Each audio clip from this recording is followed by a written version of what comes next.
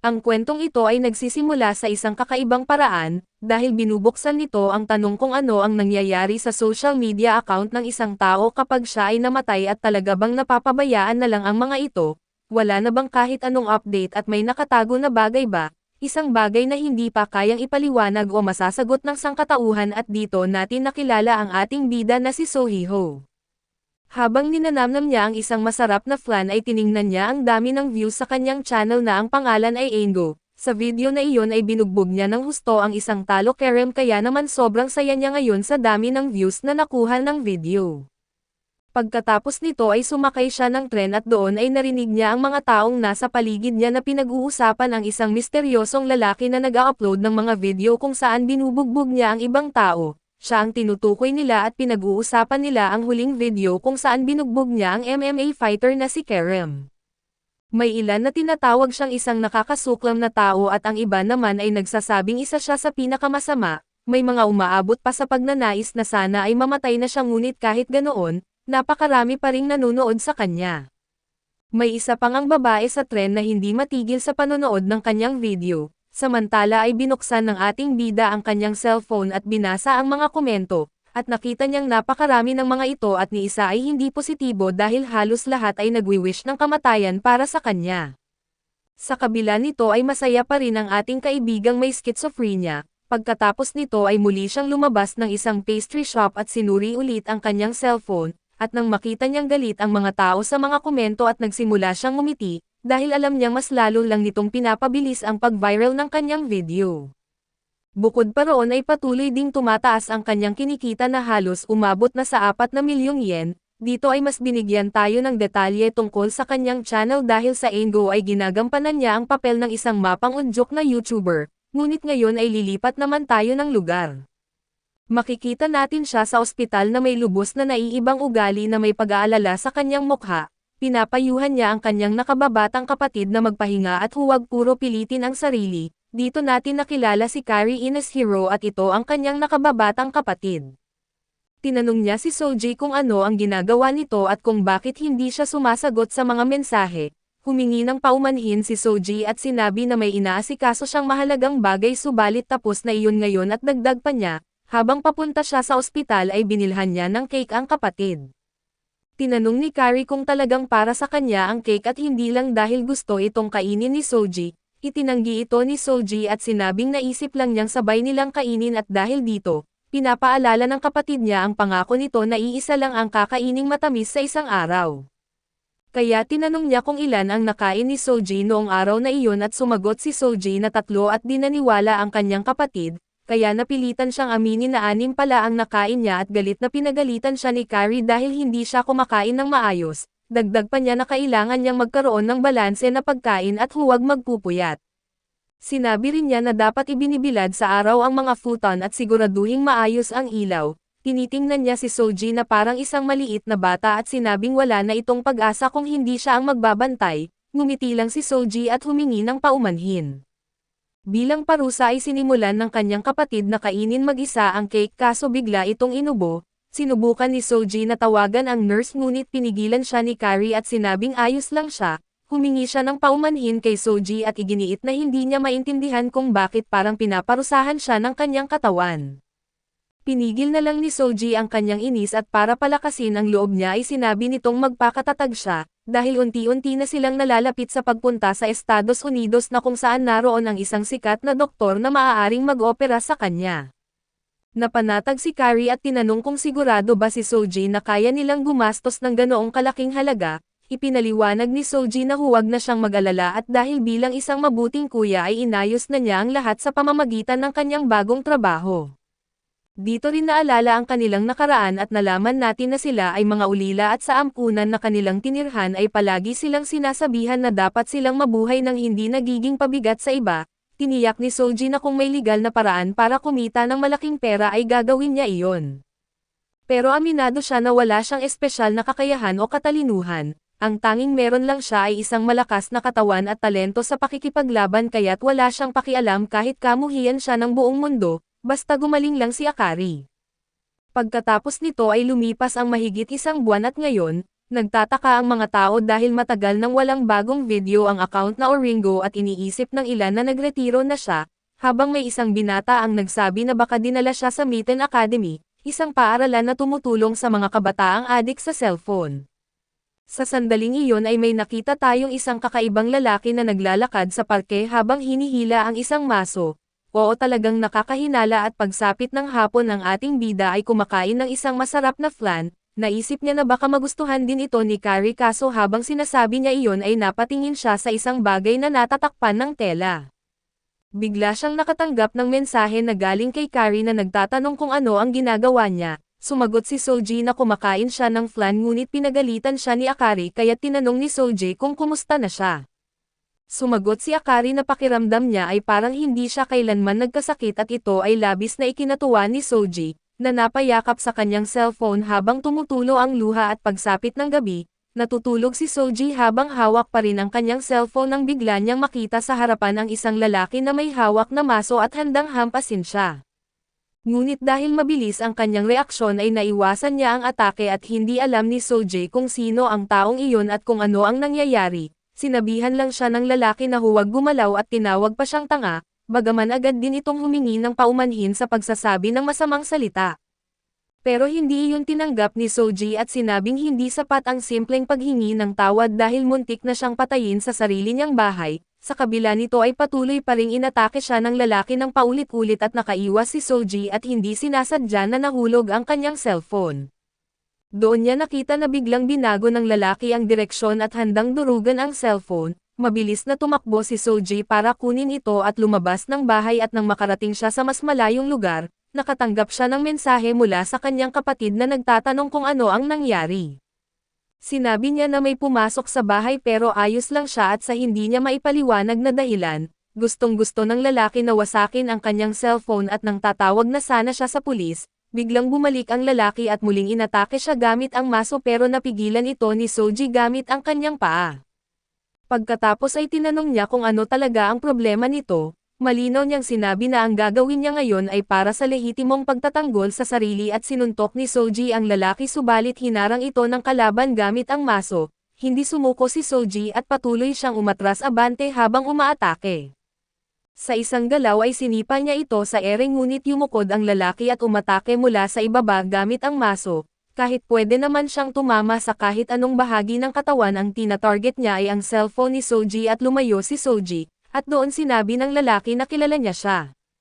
Binanggit nito ang kanyang pangalan na Soji Ines Hero na mas kilala bilang Origino at ito ang mapang-udyok na YouTuber. Alam daw niya ito dahil sa mga video na ginagawa niya pero malinaw na hindi siya fan, dahil para sa kanya ay kadiri ang mga video nito at nasusuka pa siya sa panonood. Tinawag niya ulit si Soji na tanga at agad na humingi ng paumanhin ngunit sa halip na magalit ay napaluhod si Soji at sinabing siya ang dapat humingi ng tawad. Inisip niya ang dahilan kung bakit siya hinahabol ng lalaki at marahil ay dahil binugbog niya ang isa sa mga kamag-anak nito. Inamin niya na ginawa niya ang lahat para sa pera at normal lang nakamumuhian siya nito, ngunit ayaw din naman niyang mamatay at handa siyang magpabugbog ng paulit-ulit, basta huwag lang gagalawin ang kanyang cellphone. Ipinaliwanag niya na ang kanyang kapatid ay nasa malayong lugar at doon lang sila nagkakausap at hindi niya alam kung ano ang gagawin niya sa buhay kung hindi na siya makakausap nito, ngunit wala itong pakialam at sinubukan pa ring wasakin ang cellphone at umatras si Soji at tinanong kung hindi ba siya narinig. Ayaw niyang gagalawin ang cellphone at inalok niyang siya na lang ang bugbugin at sumagot ang lalaki na wala siyang interes na saktan si Soji. Ang gusto lang niya ay sirain ang cellphone at inulit ni Soji na kailangan niya iyon para makausap ang kanyang kapatid, ngunit tinanong siya ng lalaki kung naiintindihan ba niya ang sinasabi niya. Dito ibinunyag ang katotohanan na ang kanyang kapatid ay patay na pala mula pa noong isang buwan. Ipinakita rin na sa bahay ni Soji ay may litrato ng kanyang kapatid na may itim na laso at nang marinig ito, natarante si Soji at sinabi niyang hindi patay ang kanyang kapatid dahil kung totoo iyon, sino raw ang kausap niya sa mga mensahe para kay Soji at malinaw na ang kausap niya ay ang kanyang kapatid na si Akari. Dito ipinakita ang isang alaala na nagkaroon ng complication si Akari habang nasa ospital at hindi na siya makahinga. Nandoon si Soji noong mangyari iyon ngunit tumanggi siyang tanggapin ang nangyari at hindi man lang siya pumunta sa libing na kahit nang dumating ang kahon na may abo ni Akari. Sinabi niyang imposible na iyon ang kanyang kapatid. Kaya patuloy siyang nag-message sa cellphone para sabihing kasinungalingan lang ang lahat, kahit walang sagot ay ikinukwento pa rin ni Soji ang lahat ng ginagawa niya araw-araw at bumibili pa siya ng flan para mapag-alitan siya nito dahil sa sobrang pagkain ng matatamis at sabihing tumigil na siya.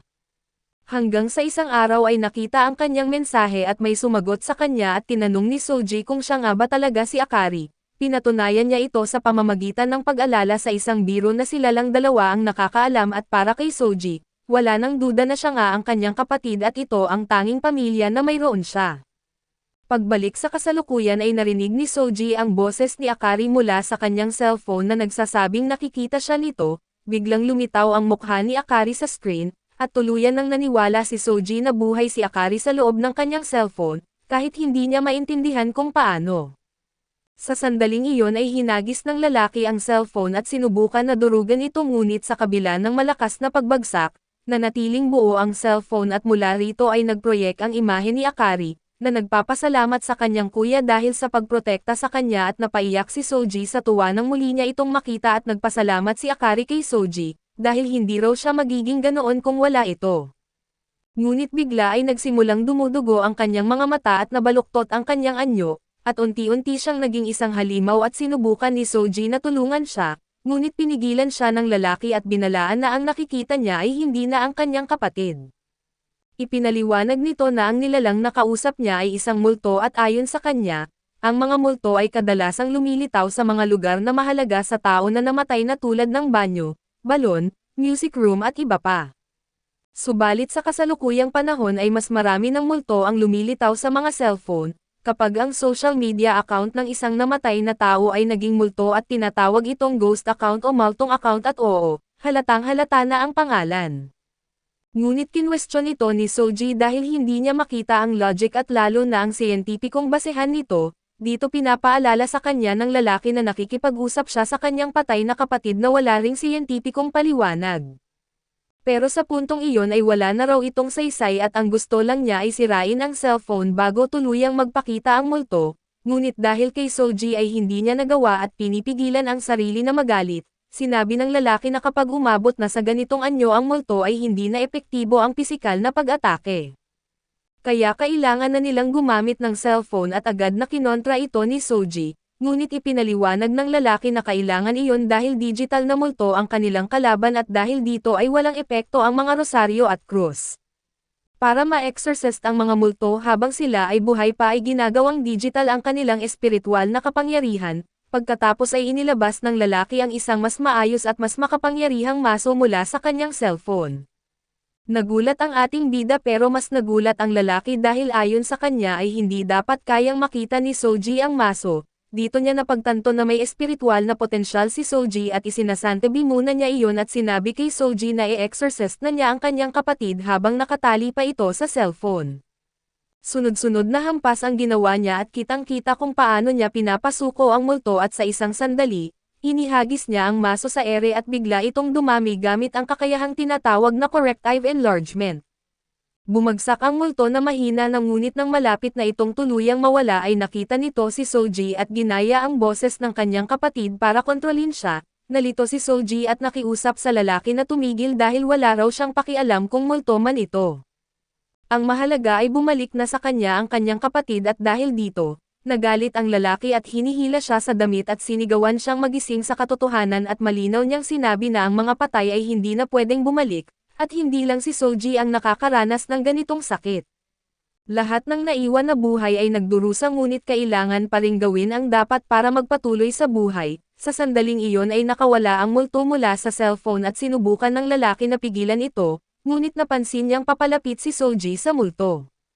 Binalaan niya si Soji na huwag lalapit kaso hindi siya nakinig at nang makita niyang malapit na itong atakihin, sinunggaban niya si Soji para ilayo kaso tinamaan siya ng multo at tumilapon at hindi na makagalaw, dahil malayo ang cellphone ay wala na siyang magawa kundi panoorin habang papalapit ang multo.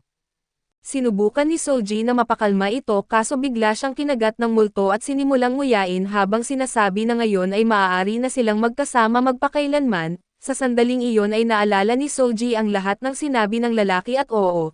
Tungkol sa mga multo na karaniwang lumilitaw sa mga lugar na mahalaga sa tao na namatay.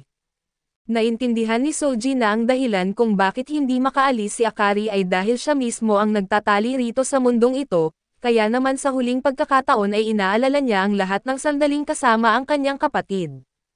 Naunawaan niya ang sinabi ng lalaki na ang lahat ng nabubuhay ay nagdurusa at kailangan nilang gawin ang dapat gawin upang magpatuloy sa buhay, kaya handa na siyang gawin ang kailangan niyang gawin at kasabay nito, biglang naglabas ng asol na apoy ang kanyang cellphone. Binitiwan siya ng multo at napahandusay siya sa lupa at doon hinawakan ni Soji ang kanyang cellphone, lumayo at inutusan itong magliyab at agad siyang napalibutan ng mga asol na apoy, habang ang lalaking may maso ay nanunood at ipinapaliwanag ang nangyari. Sa huling sandali ay nagising ni Soji ang kanyang espiritual na kapangyarihan, gayunpaman ay pamilyar sa lalaki ang anyo ng mga apoy na iyon at sinabi ni Soji kay Akari na siya ay patay na at wala na siyang dahilan para manatili pa sa mundong ito. Tumakbo ang multo papunta sa kanya at iginiit na sumama siya rito. Dito inamin ni Soji na kung wala ang kanyang kapatid, tila wala na siyang silbi at dahil kahit ang pagkain ng maayos ay hindi niya magawa kung hindi siya pinagsasabihan nito. Ngunit ngayon ay kaya na niyang hayaan na hindi na siya alalahanin pa at nangako siya na kakain na lang ng isang matamis sa isang araw at binanggit na kakayanin na niya ang lahat mag-isa, saka ginamit ang kanyang kapangyarihan upang atakihin ito. Napalibutan ng asol na apoy ang multo habang patuloy itong humihiling kay Soji na sumama sa kanya, kaso pinigilan lang ni Soji ang kanyang sarili na nagngit-ngit ang mga ngipin at hanggang sa sandaling iyon ay muli niyang narinig at nakita sa huling pagkakataon ang mahal niyang kapatid. Matapos ang matinding laban ay makikita si Soji na nawalan ng malay at dumating ang iba pang mga tao at sinabi na patay na raw siya, pati na rin si Kukuro Kabata. Ang lalaking may maso pero nagising si Kabata at sinabing hindi siya patay. Giit ng babaeng nakalilang damit na kinailangan pa niyang gisingin si Mina at dapat daw ay magpasalamat siya, samantala ang lalaking blonde na sinusuri ang lugar na nagngangalang Renri Hasumi, ay nagsabi na isa lamang itong bagong ghost account kaya't madali sana itong natalo, ngunit naaawa pa rin sila kay Soji dahil kinailangan niyang i-exorcist ang sarili niyang kapatid. Gayunpaman ay tinanong ni Kasubato kung sigurado ba siyang nagising na ang espiritual na kapangyarihan ni Soji, kinumpirma ito ng lalaking may maso at ipinaliwanag na siya ay kabilang sa uri ng incendiary o offensive type. Ipinaliwanag ni Kasubato na bagamat hindi ito bihirang uri ng kapangyarihan, ang kakaiba ay asol ang kulay ng kanyang apoy at dahil dito ay nagtanong sila kung ano ang gagawin nila kay Soji kaya't sinabi ng guro na si Yumaru Asaki na malinaw na dadalhin nila siya sa Maiden Academy, at pagdating doon ay nakasalalay na sa kanya kung mabubuhay siya o mamamatay.